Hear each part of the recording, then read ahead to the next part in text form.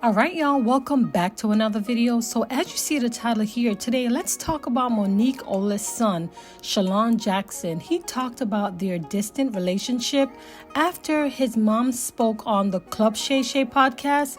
In a short TikTok video that's almost 10 minutes long, Jackson responded to part of the interview where Monique's talk about false narrative of her trying to fix their relationship by praying to the universe. Hi, I am Shalon. I am a stand-up comedian, Monique's oldest son. I guess I felt the need to make this video to just provide some context into this false narrative about her praying to the universe in order to reconcile our relationship or whatever the hell it is. I wrote it all down so that way I don't go all over the place and get emotional or anything like that. So I'm gonna talk like I'm reading a script, but it's just gonna help me kind of stay together.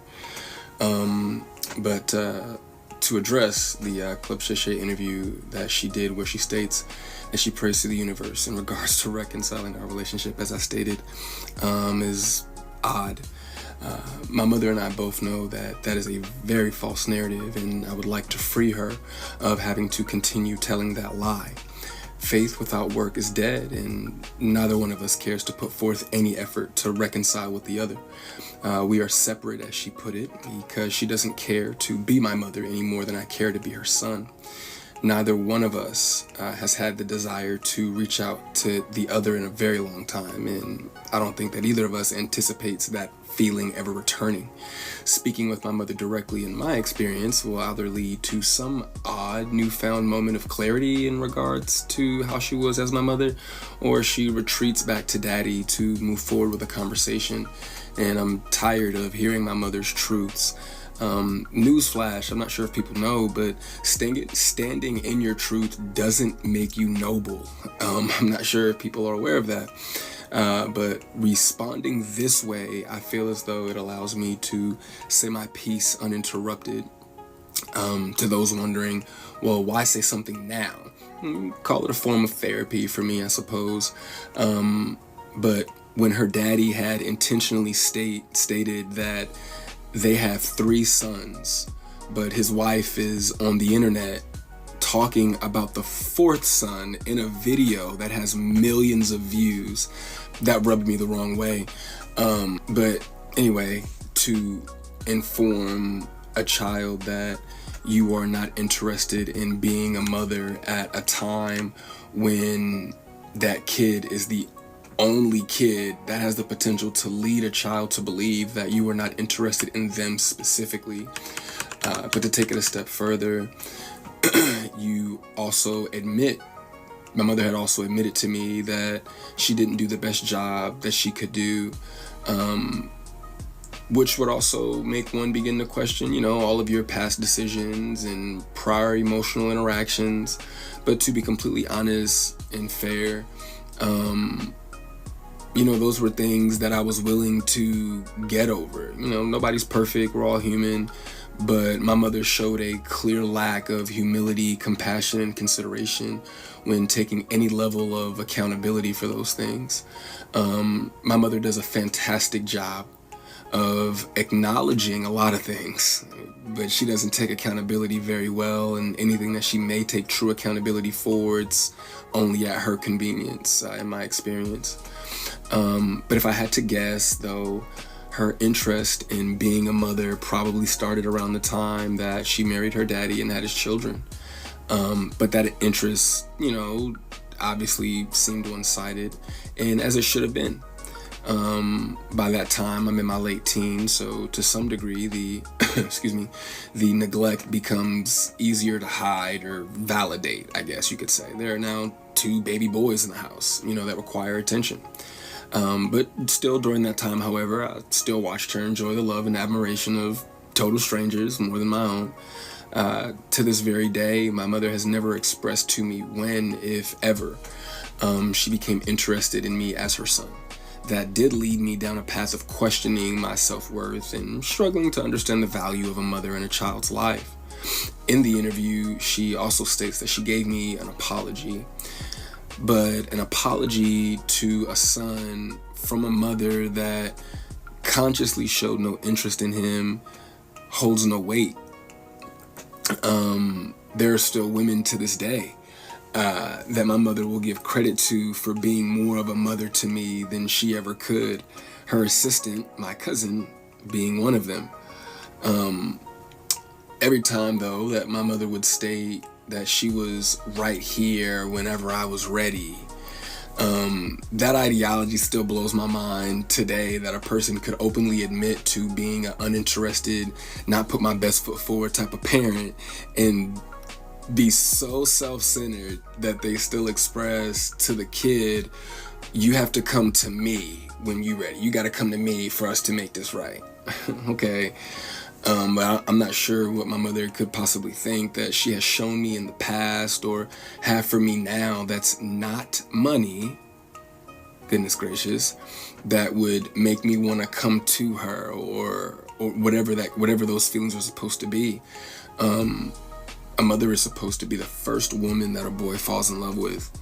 I loved my mother very much, but my mother loved things more than she loved me, and she would validate her love for me by giving me things and would proceed to call me ungrateful or inconsiderate if said things did not have the desired effect.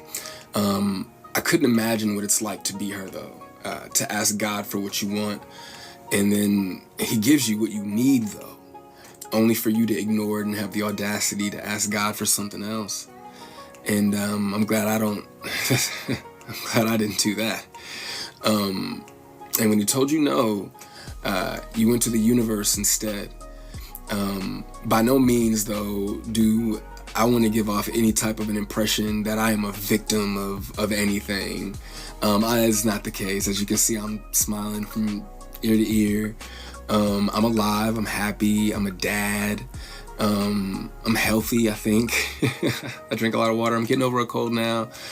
I still have my days just like everybody else. And, there were a few things that she did teach me along the way. I did learn how not to love from my mother. I also learned to make sure that I never lose so much of who I am that I have to validate it through another person.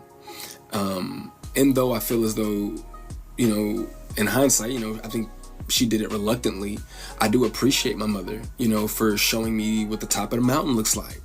You know what I'm saying? It did give me perspective on what hard work and dedication can get you, but I don't want something like that at the cost of giving up something that I created.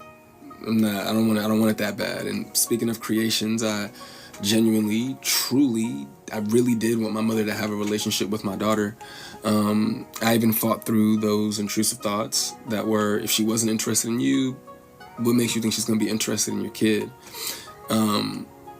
But it took my mother no time at all to prove that those intrusive thoughts were correct.